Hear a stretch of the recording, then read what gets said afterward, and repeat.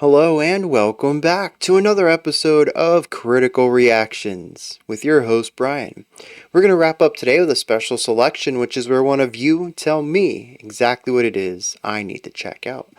Today's special selection comes at us from Oystein, Chilean melodic death doom, active since the early 90s as Garbage or Garbage Breed, maybe more known for earlier albums like Arcane 13 or Iconoclast, but this is off of my personal favorite, Timeline Symmetry.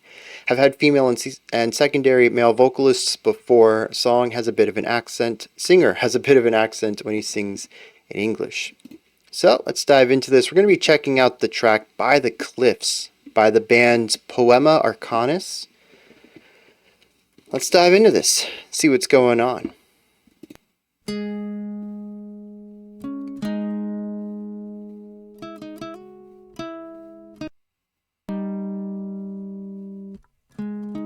Distant lights announce my silent arrival. The wind brings memories without regret. A child plays. Interesting resolution to that progression. Everything knows me. A place where nobody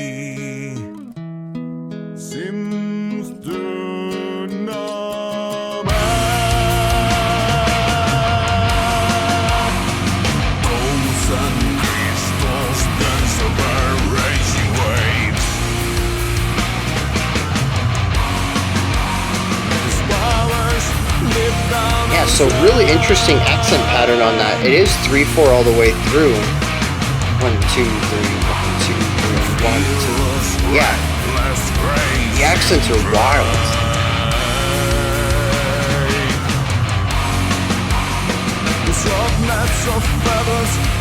It feels like it's grouped into 3, 4, 2, 3. In this hidden stage, I will only witness, unable to understand the sageless words.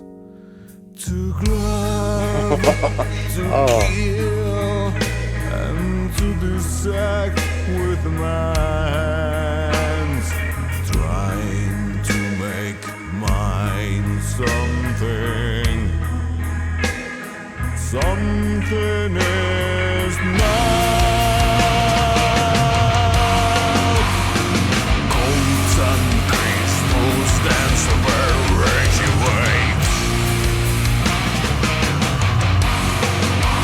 These flowers live down on sand.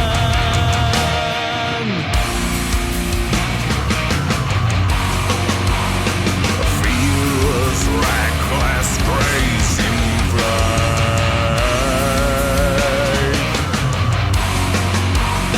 The softness of feathers, the cold of the sea.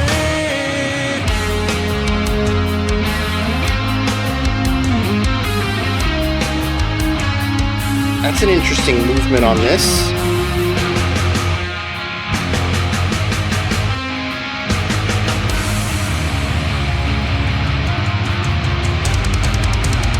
On this lost corner by the cliff.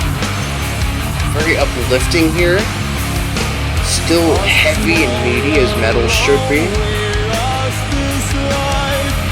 I love the way his voice sits above it and sort of lifts the band out of the darkness.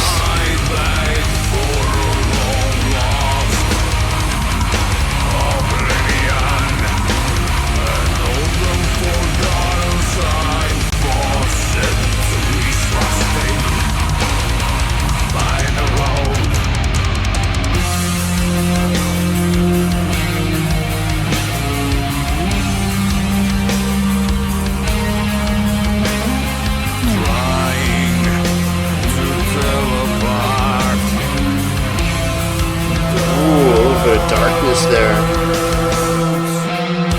A little bit of strings at the top here is a nice addition as well.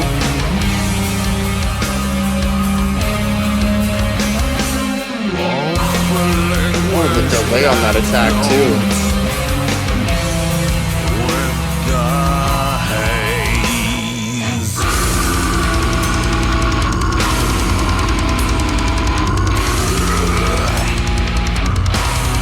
Yeah, so we're still in 3-4, but the first 5 has the guitar and beat 6 is silence.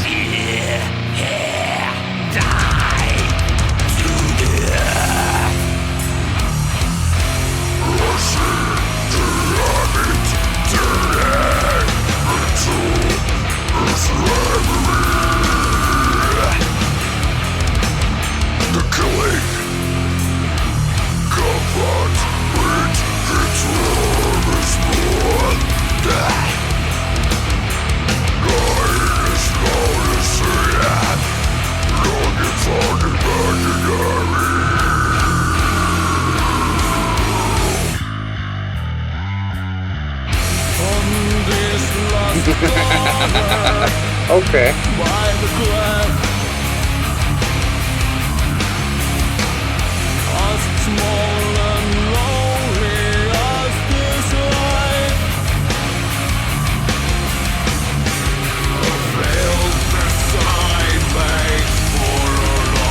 Interesting decision to split the vocals out to the sides.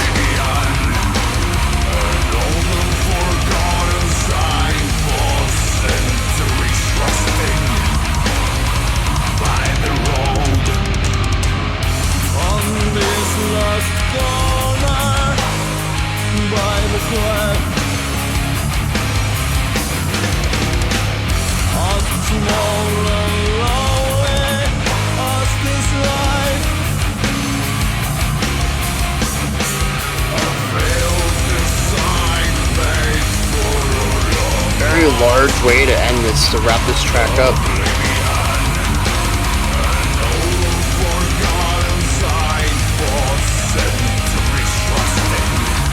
There is a scream back there.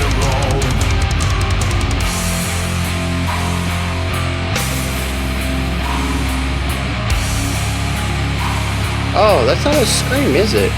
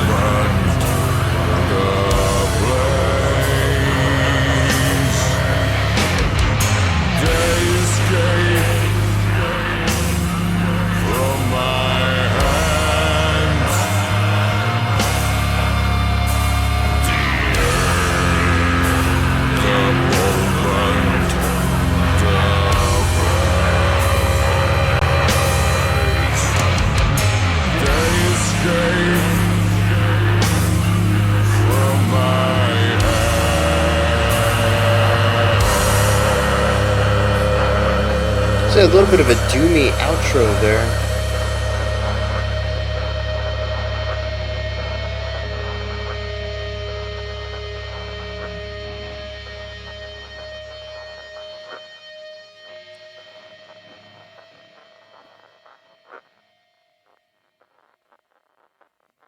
Okay.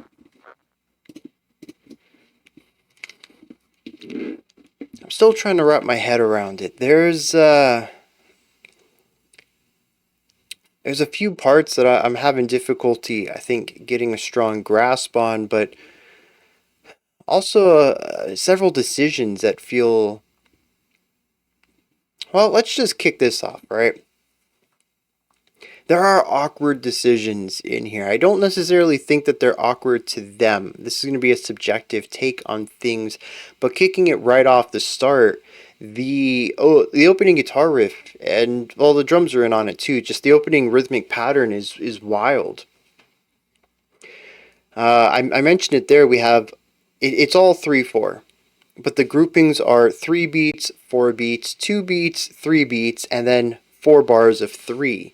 And so the beginning feels lurching. You're thrust all around, getting whipped back and forth, and then there's 4 bars of rigidity, of staticness to catch to catch your balance. But then you're thrust right back into that. It's a little unwieldy. I don't think it's bad in any way, but I had a tough time making any sense of it. It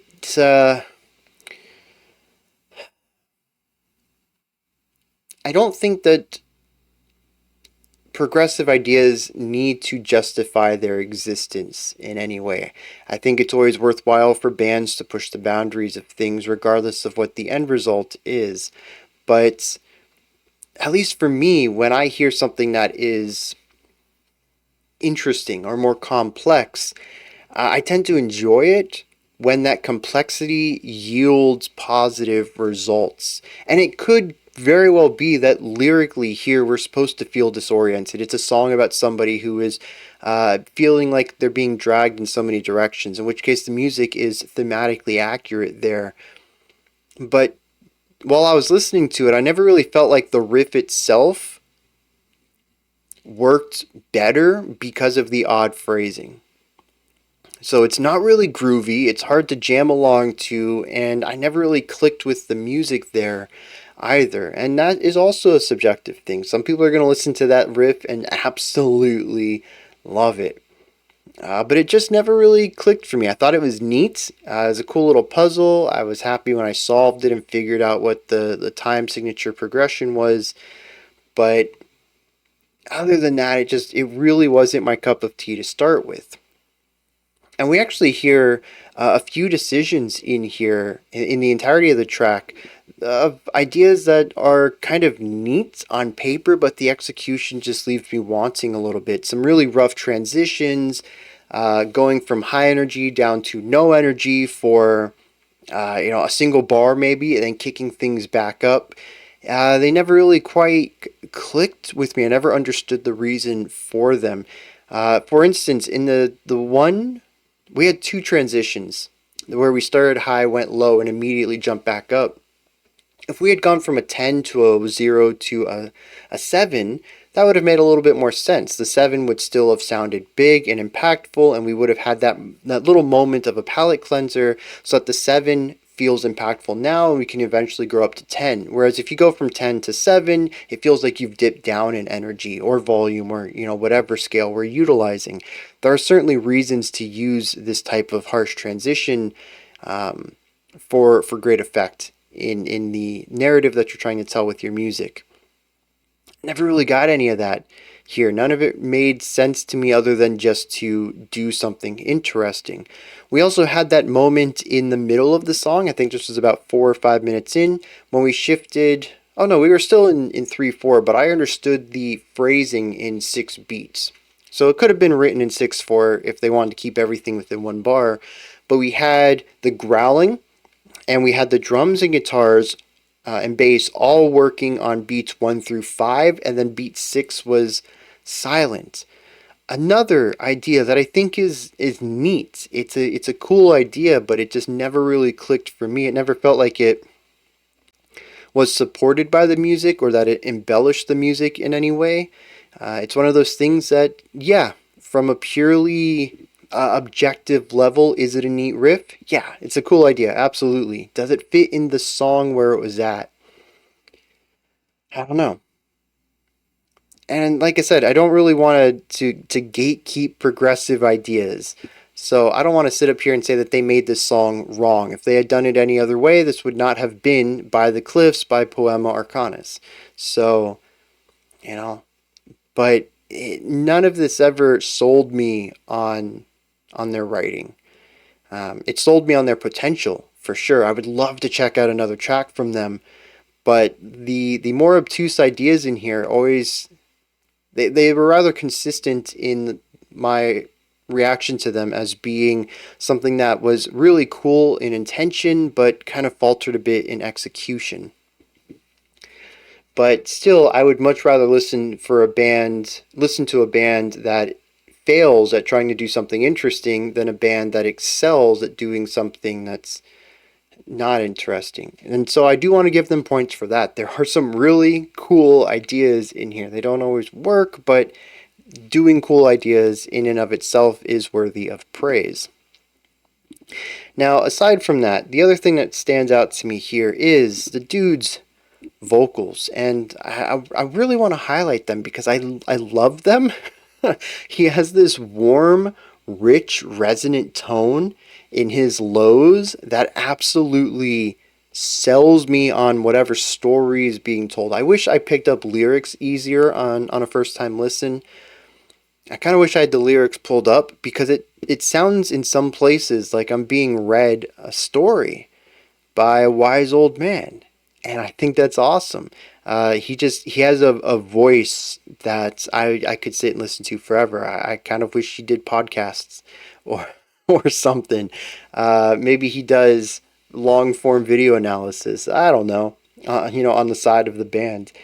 But I love it. I absolutely do. He just has a gorgeous timbre to his vocals, and he absolutely leans into it in the most pleasant ways. I think the closest parallel I have to it is Christopher Lee's metal albums that he did. Although I think this is no disrespect to Mr. Lee, but I think this is a step up musically and vocally. But it's that same type of richness of tone, and I absolutely love it here. It is so gorgeous. And what I thought was even cooler was there was a section towards the middle of the track, and it kind of blew me away because he went into a register I wasn't expecting, went up to a range that it was just so clear and pristine while still retaining some of this warmth underneath the tone. It was just, this dude has such a good voice, and I could listen to him sing for hours. And it's just such a different vibe too than a lot of metal out there. I really appreciate it. There's a soothing warmth to it that we really don't get in metal. Metal's all about the aggression. It's all about being as loud and abrasive as you can.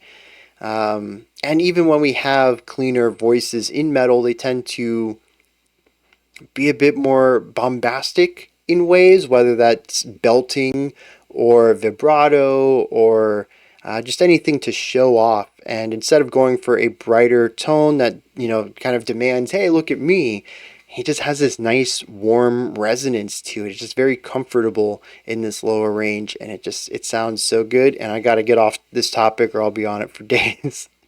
Absolutely love the vocals here. Now, as for the rest of the guitar and drum work, I found it to be, when I say rest, I mean aside from the more eclectic, progressive ideas, it tends to be very well done.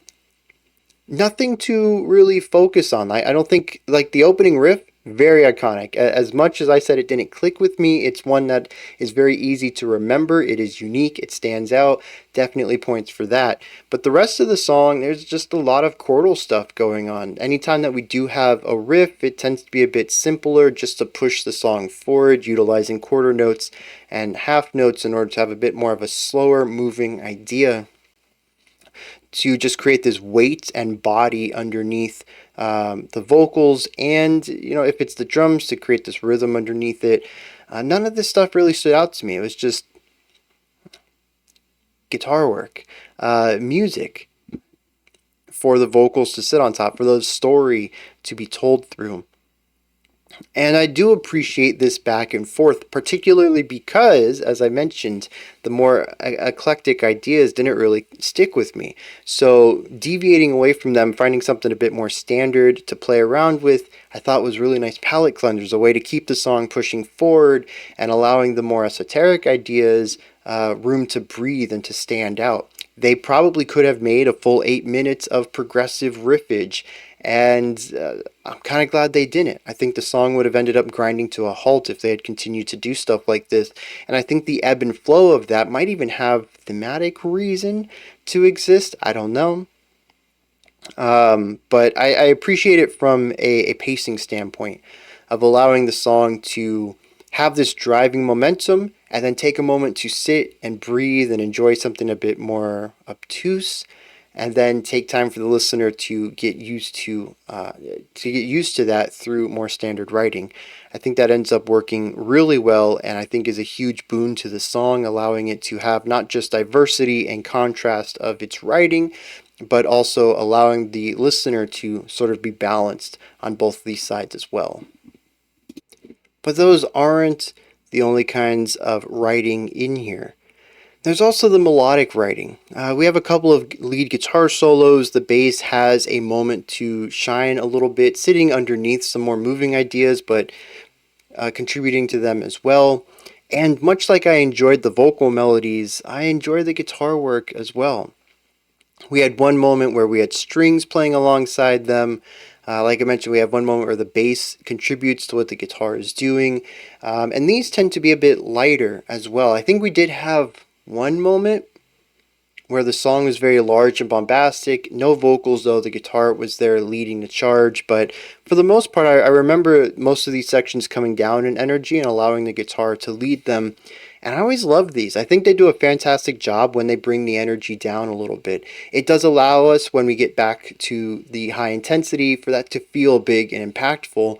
But I also just generally like their riffage. Well, they're not even riffs, they're linear melodies, but I enjoy their melody writing a lot more than their riff writing.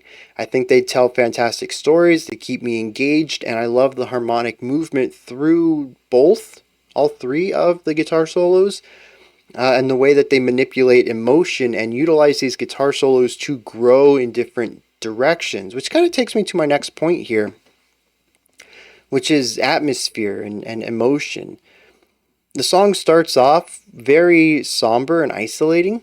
We have just the opening acoustic guitar, I think it was. The vocals came in, and then the aggressiveness of the metal comes in. But we always find ways to dip the energy back down, and I think even change harmonic structure. I don't think we have any key changes in here. Everything sounded fairly similar to me. But we did modify the progression of the chords in order to change the emotion. Some sections were heavier and less optimistic. Others were almost victorious to a point. It was very uplifting in places. And I love the ebb and flow here as well. We have the jumping back and forth between more esoteric and more standard riff writing. We have the highs and lows of the volume and the layering, but we also have the depths and the elevation of the emotional writing in this track. I think all of it comes together to create something that is rather diverse from start to finish, crafting what feels like a linear story. I'm actually not sure what the structure is on this track. I got a bit lost in it, but we never came back to that opening riff, and that was one of the only iconic moments that it would have been like a big landmark for me. That when we pass it again, oh, we've been here before, we're going in circles, that kind of idea. There was nothing else that really stood out to me in a way like that, so I think we have a fully linear track here. And the variety in the music helps that story feel all connected. So, yeah, I really appreciate the way that they went about crafting all of this. I think that's it. The melody writing, the atmosphere. Oh, I forgot to bring up the growls. I was not expecting that given how awesome his cleans are. And so that was a neat little surprise. Y'all know growls aren't my cup of tea. I much prefer the cleans to them, but it was nice to have that little bit of contrast, and it was short-lived enough that I appreciated the little change in sound, but it never stuck around too long for me to get to a point where I'm really wishing that the clean vocals came back. Just enough of a spice to kick up the flavor of the song without overpowering it, I suppose would be a good way to word that. Let me dive into some lyrics here, and we'll wrap this one up. I don't completely understand the lyrics. It ends with the death of our narrator, who has come to the edge of this cliff to live the final moments of their life. And I mentioned at the end of the song that it kind of entered a doominess. We had dropped down to a rather low tempo. In retrospect, it makes sense that this is supposed to connect with the end of this man's life. The energy is fading, the tempo is slowing, things are ending. But it says, the air, the moment, this place, they escape from my hands. Just before that, it says, on this last corner by the cliff, as small and lonely as this life, a failed design made for a long-lost oblivion. An old and forgotten sign for centuries rustling by the road. On this last corner, I breathe the remaining air, a countdown of heartbeats, while all around goes on. So he walks to this cliff. He's on his deathbed, and he just notices that he's alone, and everything else, life is just proceeding without him. This is kind of putting the verses and choruses into perspective, but there's a lot of stuff in there that I just don't get. There's a couple of things that either there's an interesting use of a word or some grammatical error, but there's a lot of metaphor in here that I don't get. For instance, the chorus reads, cold sun crystals dance over raging waves, these powers deep down unseen, a fearless, reckless, grazing flight, the softness of feathers, the cold of the sea. There really isn't much in the way of verbs going on in here. Nobody's really acting on anything. It's a description of a bunch of stuff. Is it supposed to be what he sees here at the edge of the cliff? What's his final sights are? I don't know.